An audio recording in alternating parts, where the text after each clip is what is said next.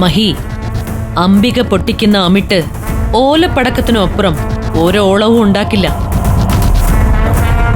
പക്ഷേ അതവൾക്കറിയില്ല. ഞാൻ കൂടെ നിർത്തി കാര്യം സാധിക്കുകയാണെന്ന് ആ പൊട്ടിക്ക് മനസ്സിലായിട്ടില്ല. ചാരത്തിൽ നിന്ന് ഉയർത്തെഴുന്നേൽക്കുന്ന ഏതോ ഒരു പക്ഷിയെക്കുറിച്ച് പറയാറില്ലേ മഹി? എന്താ അത്? ഫീനിക്സ് പക്ഷി.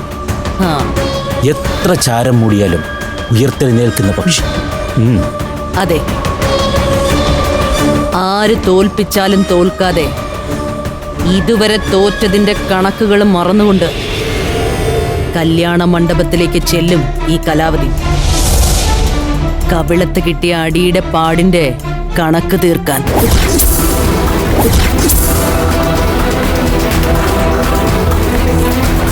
നിനക്കും കിട്ടിയില്ലേടാ ഒരെണ്ണം?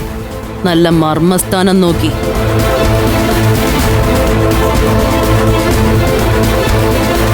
കിട്ടിയതിന്റെ കണക്കും പലിശയും ചേർത്ത് ആ ഇരട്ടകൊള്ളൊന്നിന്റെ നാശം കാണുന്നു എനിക്ക്. അതിന് സമയമായിട്ടില്ല. ആദ്യം ഈ കല്യാണം മുടങ്ങണം. അംബിക കരുതിയിരിക്കുന്നത് അമൃതയെ അവളുടെ മകൻ കെട്ടുവെന്നും അനിയത്തിമാരെ 4നെയും ഞാൻ ഏറ്റെടുക്കുമെന്നാ. അവളുടെ മോൻ അമൃതയെ കെട്ടിയാ പിന്നെ നീ എന്തിനാ ആ കുപ്പായം തയ്പ്പിച്ച് താലിയും കരുതിയിരിക്കുന്നത്? അടിവേര് തോണ്ടി അനിയത്തിമാരെ 4 നാനാ വഴിക്ക് തിരിച്ചിട്ട് അമൃതയെ നമ്മളിങ്ങ് കൊണ്ടുപോരും. അംബികയുടെ ഓലപ്പടക്കത്തിന് മുകളിൽ നമ്മൾ പൊട്ടിക്കുന്ന ബോംബ് അതായിരിക്കും. എന്തു തോന്നുന്നു? അമൃത എനിക്ക് എന്നെ കിട്ടുമെന്നാണ് എന്റെ മനസ്സിൽ. എന്നാ നീ അത് ഉറപ്പിച്ചങ്ങ് വിശ്വസിച്ചോ. കല്യാണ മണ്ഡപത്തില് നമ്മൾ പൊട്ടിക്കുന്ന ബോംബില് ഒരുപാട് പേരുടെ കണക്കുകൂട്ടലുകളും ആഗ്രഹങ്ങളും സ്വപ്നങ്ങളും ഒക്കെ പൊട്ടിച്ചിതറും. താലി കെട്ടുന്നതിന്റെ തൊട്ടു മുമ്പിലുള്ള മുഹൂർത്തത്തില്.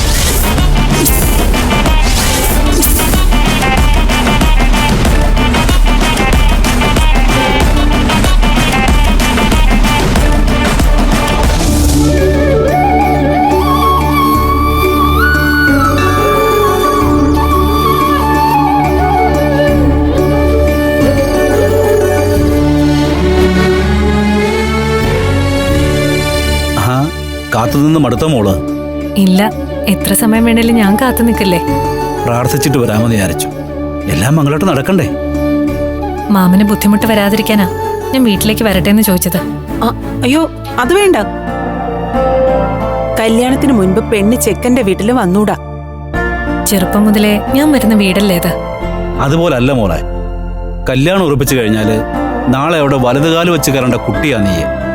അപ്പം മുതല് കുടുംബത്തിന്റെ വിളക്ക് നീ ആയിരിക്കണം.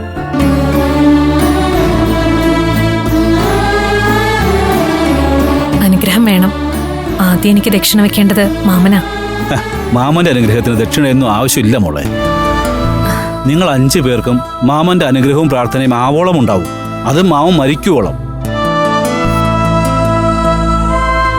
സ്വന്തം മക്കളെ ഇത്രയും സ്നേഹിച്ചിട്ടില്ല നിന്റെ മാമൻ. ഇവിടെ അങ്ങനെ പറയൂ.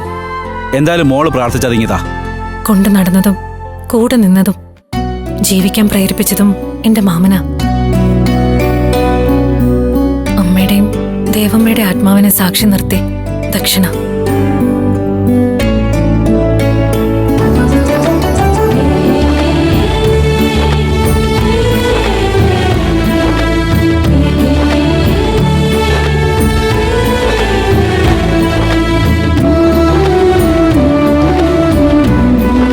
സർവ്വ അനുഗ്രഹം ഉണ്ടാവും.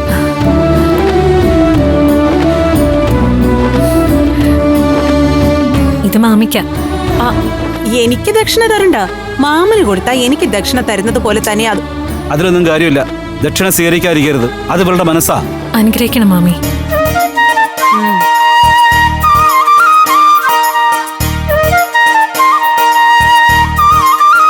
ഈ തരുന്നതിന് ആത്മാർത്ഥത കുറവാണല്ലോ. ഒരു ചടങ്ങ്, അത്രയേ ഉള്ളൂ.